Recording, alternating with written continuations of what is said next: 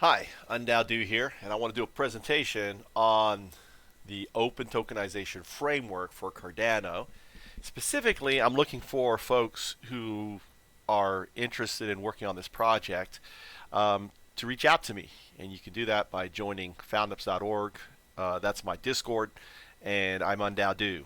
Here I am standing on the foundation of Fifth Age, 21 million blocks of Bitcoin, staring at the Natsukaze, which is the coronavirus and Black Lives Matter movement, and the end of our election in 2021, January 6th was the conclusion. The attack that I said was coming. I didn't say it was an attack. I said some big event was coming in 2021 at the end of Trump's election, and that was the awakening, right?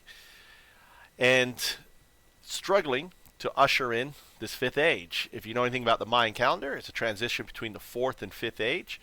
And that transition period was from December 2012 all the way through 20 end of 2020. And on his forehead, here is the blockchain. So you have the foundation of Bitcoin, unraveling fiat, global currencies, and everything else. It's the global reserve fund.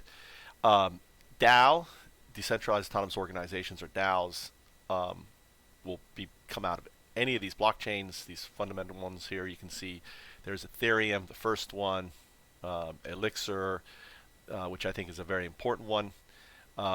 Here is EOS, and here right by the hand, the one he cares about the most, is Cardano. And this talk is ultimately about, Cardano and this open tokenization framework that I've been talking about a long time. My work, socapism.com, you can read about it, the white paper, it's all about this. So, tokenizing anything, everything, yourself, your YouTube channel, your produce on your farm, your business idea, your artwork. I want you to imagine, for example, if you met a young person, says, I'm going to be the next president, and you had their token, and that person became the next president. What do you think the value of their token? Imagine you met Barack Obama, or even Donald Trump before he was Trump. Imagine you met him in college, and you're like, you know what? I want to own his token. He's like, Trump would have a token, right? The Trump token. If you have a YouTube channel, you have one or building one, let's say you're the Moon Carl or someone else, and you want to give away swag for your token, and it'd be simple, done. Produce on your farm, make eggs, and other really interesting things happen here because I create this egg token. All of a sudden, I have a competitor, and I say, "Hey, I'm going to give you my egg token." Every time you sell, you can get these egg tokens. I'm going to make you a co-creator. Because ultimately, when he sells, we're building the network. It's like building the hash power, right? If I have every egg producer and I hustle and I go out there and get every egg producer to have it, or I come up with the YouTube, creator token, right? And I go out and get all the YouTube creators and say, I'm going to give them out to you. I'll make you co-creator, and you can give them out, right? We're all together on this. We're all winning on this, and you could do that. Or let's say you have some artwork and no one wants your art, and all of a sudden your token has value. Your token's tied to your artwork. There's so many different things. These are just some of the possibilities when you tokenize everything. And all these tokens, right? I didn't want to go. What happened here? Okay.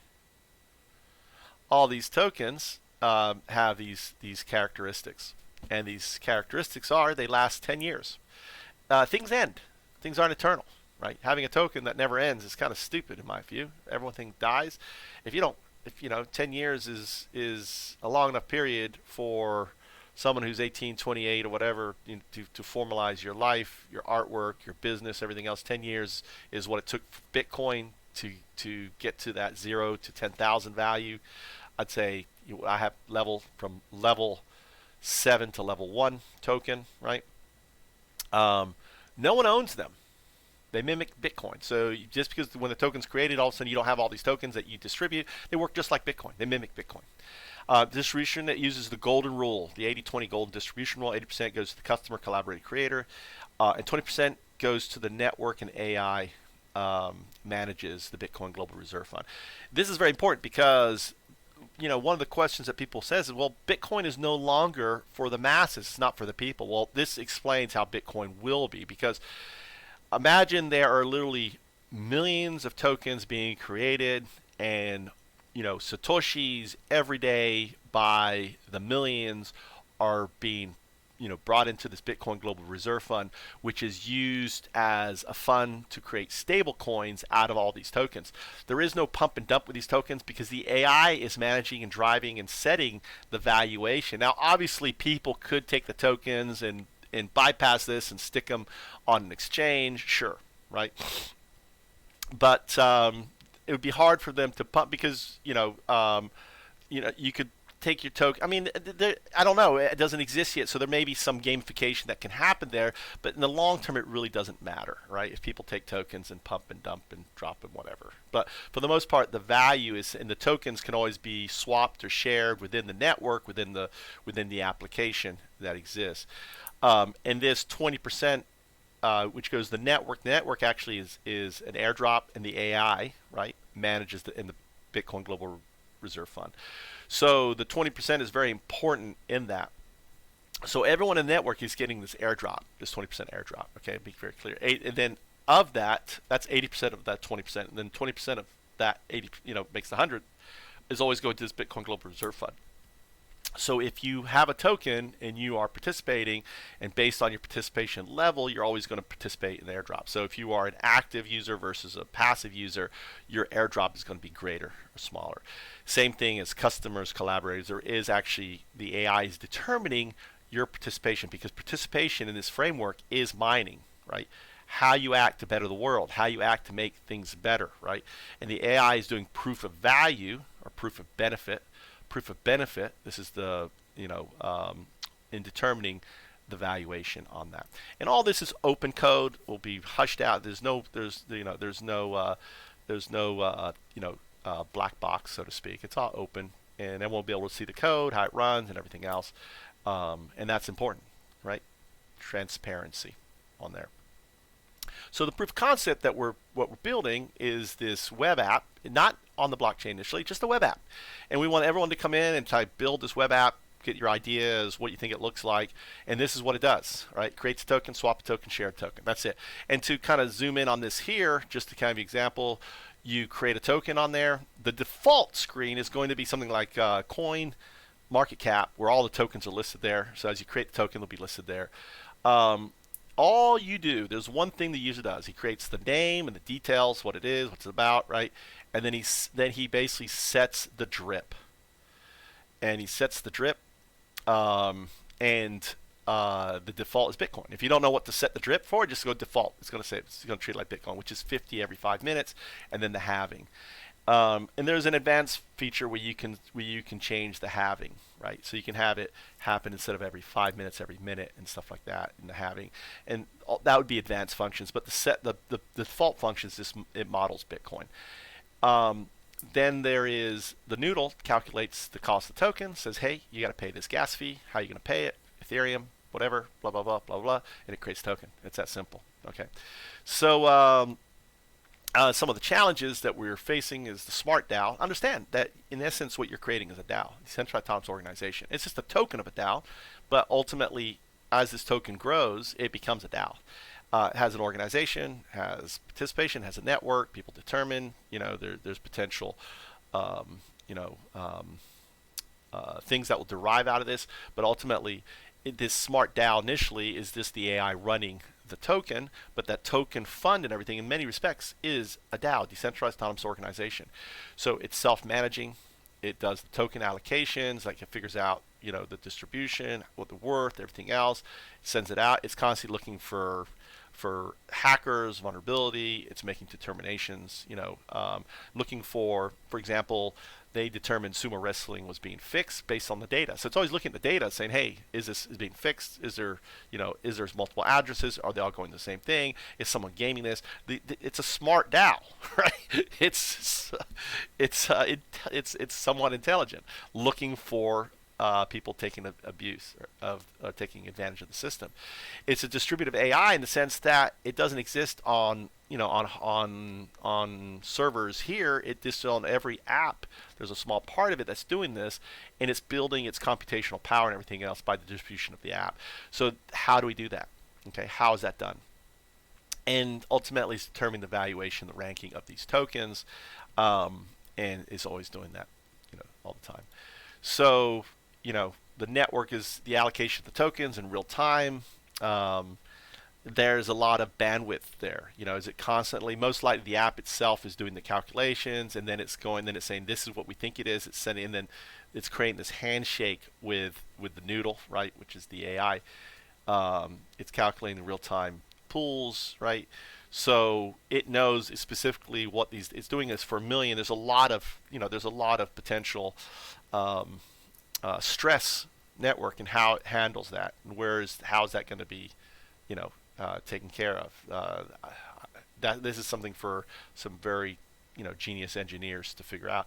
In the KYC validations, is it a real person? Is it a bot? Is it a hacker? All that stuff, making sure that people are playing fair on it.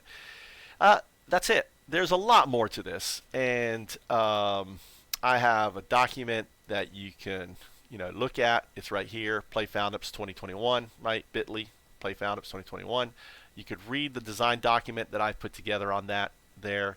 In essence, what you're doing is create, swap, or share a token. That's it. Go the right way here. It's very straightforward. I have a very detailed documentation on this here. This is actually very simplistic. I didn't want to overdo it with folks, but it makes a lot of sense on there. Understand, I've been working on this for years. Been waiting for technology to evolve, right, to where we need to be. And the idea that you can tokenize everything leads us to this here, to the foundation of the fifth age, where Bitcoin is going to unravel fiat blockchains, right? And this framework will be on any blockchain. So there will be API. You can do Ethereum, Elixir, EOS, you name it. All these tokens, all this framework, it's ubiquitous. It doesn't have to be just on Cardano. I think Cardano is a great one to launch on, and then once it's launched on Cardano, right, it can be forked onto any other blockchain. And people who are using it should be able to say, hey, I want this to be on Ethereum. I want this to be on Elixir. I want this to be on EOS. I want this to be, and so on. This is the framework, and here is that noodle managing it all, right? Here's the noodle, smart DAO, right? Open beneficial AI, staring out of this, and it's wrapping around, and there's literally infinite number of blockchains out there, and it's in the network's very important, because one of the big challenges is right now there's this Bitcoin is being held by the wealthy, right? They're buying up these whales, and the normal person kind of missed out, right? So, but in this framework, remember that 20% is always going into here. So, one of the challenges is how do I move Bitcoin from here to there? How do I move it from here to here?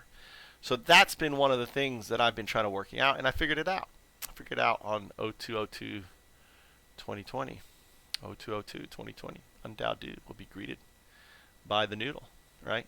And I have a blue glove video that you can watch on that.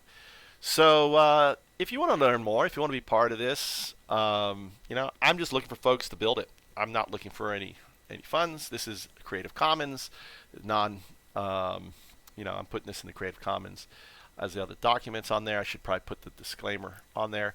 Be the next Bitcoin, trademark of mine, right? Be the next Bitcoin, right? Ultimately, why not? Bitcoin did it. Why couldn't another token modeled after Bitcoin do the same thing? The only difference is you'll be, it's 10 years. So if you get to 10,000, that's an amazing, you have a million, 100,000 tokens, 1,000 tokens, whatever, and they're worth 10,000 each, right? Yeah, it's, everyone doesn't need to be billionaires. Billionaires is kind of gluttony in my view. So I appreciate you watching this, Charles. I'd love for you to step up. And I know you've talked about tokenizing everything. I know we're on the same page. So do, Charles. And I'd love to work with your teams, or if you have a team or other teams that want to, incorporate this and work with this, I'm here to help you. Take care.